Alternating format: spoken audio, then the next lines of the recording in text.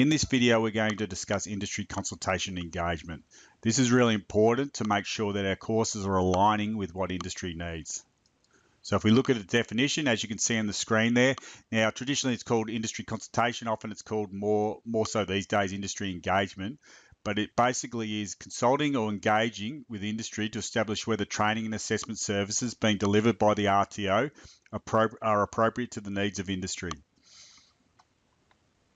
So if we look at the ASQA standards, there's two main clauses that relate to engaging with industry. So we've got clause 1.5. So as you can see on the screen there, the RTO's training and assessment practices are relevant to the needs of industry and informed by industry engagement. So if we look at some examples, so the first one based on assessment. So if the VFA massage course, which it doesn't, but pretend if it does, it's mainly made up of projects. So that's what the main part of the assessment strategy is for the students to do a project. Then we went and met with industry as part of our industry engagement, and they suggested that as part of the assessments, it'd be much better to have more practical assessments because that's going to better assess the students. Then we would change our assessment strategy based on the industry engagement to include more practical assessments. And again, another example from a training point of view, if our massage course was primarily online, which it isn't because the majority of our course is primarily face-to-face, and if we met with industry, they might say, listen, we feel online isn't the ideal way of training students to prepare them. We feel that face-to-face would be better, and based upon that, VFA would change its delivery strategy in line with the industry engagement and the industry advice to be more face-to-face training. And clause 1.6, the RTO implements a range of strategies for industry engagement and systematically uses the outcomes of the industry engagement to ensure the industry relevance of training and assessment strategies, practices and the resources, and the current industry skills of its trainers and assessors.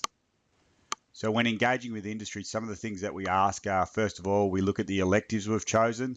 So again, this is really important, especially when we design a course for the first time, when there's a new release of a training package. We look at the electives, we have a think about what we think might be right, then we speak to industry to see what they feel are the best electives. Because obviously you have the core in a course that are already set. The electives, it's up to the academy to choose. So we need to make sure with industry we're choosing the most appropriate ones. So that becomes really important when we're setting the course up, but it's also important to check on that whilst we're delivering the course to make sure they're still the most appropriate and that things in the industry haven't changed. So course duration is a big one. We just say this is how long it's running for. Do you think that's an appropriate length to train people up? Obviously, it's really important when you get audited to show that, okay, we've set it at this length, but industry agrees that this is an appropriate length to get people trained up. Industry will often know where there's been other providers that are just running it over a shorter length of time. So often when we speak to them and say our courses are 12 months, for example, they're normally fairly comforted by that. So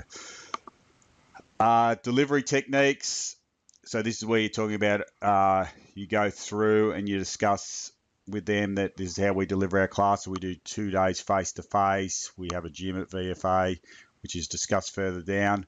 We try and make it as practical as possible. But we deliver the theory as well, discuss all those things. We do a day of flipped learning. You explain what that is. So they're aware of the delivery style that you're implementing. You talk about the assessment methods, which we discussed earlier. We say we like to assess via these methods, and you might show them some of the assessment tasks. But you would say overall, say in massage, the majority of our assessment tasks are observations. We back that up with some projects and some written questions. Resources used. So if they're not at the academy, we might show them pictures of our, say, nursing sim lab, or if it's nursing, or the gym we have, and the fact that we also use surrounding gyms. You might show them the massage clinic. Learning resources, often when you do this consultation, you take the textbooks with you, maybe a sample of some PowerPoints. And then you also discuss the competency of our graduates with them. So you say, okay, especially when they've had graduates come and work for them, how are you finding our graduates? How are they in relation to graduates from other places? So again, if we found information out that, listen, you guys are nowhere near as prepared as graduates from a college down the street, then we've got concerns. We need to know that information We need to try and find a way to do something about it. Now, sometimes you'll come out of industry engagement and they might just say positive things about every aspect you show them, and that's fine. It means that we still have got evidence to reinforce what we're doing, that we keep on file, and it's really important at audit time. But in some cases, they might say, listen, we'd rather you do this. Industry says, we'd rather you do more of this or less of this or change this elective. And then we need to look at whether we act upon it. So again, us as a training college know a lot about training packages and rules, and sometimes their suggestions can't be implemented. But then we take it to that continuous improvement level, and if we think it's a recommendation that the majority of industry would probably support and that aligns with the training package and is also viable, then we look at implementing it into the course. So again, at audit time, they'll be looking at two things. Have you got industry engagement to say that's reinforcing what you're currently doing? So it can be really good to just get industry engagement that says, I love what you guys are doing. So as much of that as we can get, the better. But it's also important sometimes to get industry engagement or consultation that makes suggestions. So then we can show how, okay, we've had these suggestions and then we've implemented these suggestions with our training and assessment. So we're just going to discuss some of the methods VFA currently uses as part of consultation and engagement. So one of the major things we use is consultation interviews. Now we're going to talk about this a bit later in this video, but consultation interviews where you go out with a form, you discuss our training and assessment and delivery methods with someone from industry, you fill in the paperwork and you get them to sign off on what they've said. So again, we'll talk about that a bit later on. Something else that we really do that's important and really effective is membership and participation in industry groups. So if we look at some examples from a fitness point of view, we're a member of a group called the Fitness Industry Qualification Council, which is with a number of the other providers around Australia and Fitness Australia, where we talk about issues in relation to training package, training, Fitness Australia's needs, registration, professional development. So we talk about all those things. So that gives us some good insight into making sure we're heading in the right direction with our courses. So we keep minutes and outcomes from those meetings and look to implement where we need to. Massage Networking Group, again, this is a group of massage providers throughout Victoria, whether it be from uni or TAFE, and then it has the registration bodies there where we talk about registration issues, training package issues, changes to courses, needs of the health funds, and so on. We also run early childhood education and care directors meetings, which you're probably familiar with, where we get directors in from the different centres to VFA. And we have guest speakers, but the directors get opportunities just to ask questions and share ideas as part of this meeting. So we're sort of bringing industry together there, but we also often hand out feedback forms or questionnaires so we can get some insight into their thoughts through the meetings themselves, but also through the questionnaires we hand out. Monitoring of industry newsletters, advice, etc. So we often get newsletters and information sent through from like the massage registration bodies, for example, so we can make sure we're at the cutting edge of what their needs are. So if they say in there's a concern in regards to screening clients, for example, then we can make sure there's extra focus of that in our training and assessment. And then there's correspondence with industry bodies as well. So again, we work closely with Fitness Australia, Massage and Myotherapy Australia in particular. So we meet with them, we get them out to speak where possible. So this is all part of consultation as well. So when we speak to them, we just make sure they're the peak bodies. Are we considering all their needs? So if we look at some examples, the first one was it relates to the Diploma of Sport course, where we originally had a structure set in place. We'd chosen electives, but when we did our consultation, one of the businesses we met with, which was Ben Dixon's football business, which some of you are familiar with, they suggested that they thought talent identification was one of the most appropriate units. And when we looked at it, we sort of agreed. So even though it's a cumbersome unit to deliver, it actually has the potential to teach some really important skills for people that are looking to go out there in the sporting industry. Originally, when we looked at a Cert 4 massage course, we spoke to a couple of people and we sort of thought that we were going to go with a reflexology elective. But after consulting with industry, a couple of key people thought there wasn't enough evidence base behind the reflexology and it wasn't going to align with everything else we were doing. So we decided to go with another unit that was suggested at the time. The example around the diploma of remedial massage is that we increased the duration of the remedial massage component of the course. This is when the Cert 4 and diploma were separate a few years ago, because at that stage the health funds were starting to set guidelines as to how long they wanted the course to be.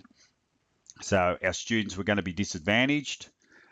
We gathered lots of this information from our dealings with the associations and our dealings with the massage networking group where the registration bodies and associations were talking. So we made some decisions based on the consultation that the course had to be longer. Again, providing more focus on the standards and the framework as part of the Diploma of ECEC course. So again, as part of the directors' meetings, Carla gathered feedback that the directors felt that students coming out just need, not just from VFA, but from all courses, really need to have a stronger understanding of the framework and the standards. So we put more questions and we put some extra information into the PowerPoints based upon that. So these are all just some examples of how we use this consultation to try and make what we do better. On the screen, you can see an industry engagement and feedback form. So this is a new form that we're going to start using at VFA. The old one was pretty similar, but this has been a new one that's been set out by one of our compliance advisors. So again, in this situation, you're sitting down with someone from industry. Up the top, you're able to put that person's details in, and you're going to be asking them a number of questions. So there's 6 key questions here. So the first one is the course structure and the electives chosen are appropriate. So again, you choose yes or no, or whatever they choose, and then they write a comment in here if they feel there's a comment needed. The proposed learning activities are consistent with current industry standards and my workforce needs. So again, that's where you're looking at the delivery, the lessons, how it's being delivered, the assessment methods. So the types of assessments align with what's required. So that's where you're going to sit down and say, we mainly do observations or we do projects. These are the type of observations and projects we do. You might even show them an example of one. The RTO has sufficient resources to create a simulated workplace environment. In this case, they're either in at VFA, so you can show them around, or you can show them photos, again, of, say, the nursing clinic, or if you got a photo of the gym that VFA use. You might also show them that we train at Genesis Health Clubs or Phoenix or Good Life or whatever it is. Then next comment is, overall the proposed course is consistent with my expectations for development of potential employees to meet the workforce needs. Again, they're saying yes, no, comment if required. It really looks good on these forms if you've got some comments. It's not ideal if they just go and have got yes, yes, yes, yes, yes. Based on the quality of the material presented, I would consider recruiting VFA Learning Star graduates for my positions. Again, they've got a spot here where they can add comments, and then the person who you've interviewed needs to sign down the bottom here and date it. So again, ideally, there's going to be some comments here, what they like about it, the odd comment here. There's also been a section included here, which is feedback from trainers and assessors, which is you guys, and it relates to other research. So this is a new part of the form. So this is about a summary obtained through VFA Learning staff research or participating in industry meetings. You attach the evidence, so that might be a certificate from a workshop you've attended or the meetings from a minute or a conference. And then you provide a summary here of what you learnt that you feel could help VFA and VFA courses. And then again, you sign it and date it. So this is a separate part that's more allows you to provide feedback based upon an activity you've undertaken. Again, it's important to understand that with this, just because there is feedback, it doesn't mean it's always going to be implemented, because again, it mightn't align with training package requirements. So you can't always expect industry to totally understand everything about a training package. But this is about us working with a training package, finding out taking their feedback into consideration and trying to get a happy medium. So we're basically providing the best product possible. So for the assessment for this professional development activity, you're going to be required to get one of these completed. So basically what you need to do is meet with someone from industry. Now it can be you going to them, or maybe they're coming to VFA, and talking to them about the course, providing them with the relevant information, and getting one of these forms filled in. So maybe if you're in the fitness, a local personal trainer, or a gym owner, childcare, a director of a centre, a manager of a centre, or team leader, again, another massage therapist. So you need to meet with someone, you need to get this form filled in, and you need to get it signed. Again, in some cases, all the comments might be positive. In some cases, you might hopefully the majority are positive, but in some cases they might say, well, I reckon this could be really good, and you add it in there. So you need to basically, to achieve this professional development activity, get one of these done by someone in industry. Now it serves two purposes. It helps us with our consultation, but it also allows you to better start understanding how this works, but give you a better idea of the training package, what a TAS looks like, and so on. So when you go out to meet with these people, you might want to have photos of the resources.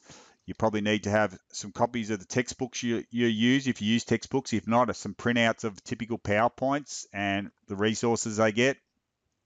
And you also need to have the TAS, so you can show them this is how we deliver it. As you can see by the timetable, we do it 2 days a week. Here's a list of the types of assessments we do. As you can see, they're mainly observations. So you've got something to talk against when you go out with them. Again, with this second part of the program, this is going to be a bit harder for you to complete unless you're actually running a session. But for, say, the childcare trainers that are delivering those directors meetings, they can complete this section. People like Emily or the ACTS, if they're involved with Fitness Australia or have Fitness Australia coming out to talk, you can get this done. So this part here is optional, whereas I want everyone as part of this PD to do this. Now this is just going to be for our permanent staff, this PD, so I'll put that on the PD. Our casual contractors, they don't need to do this professional development activity.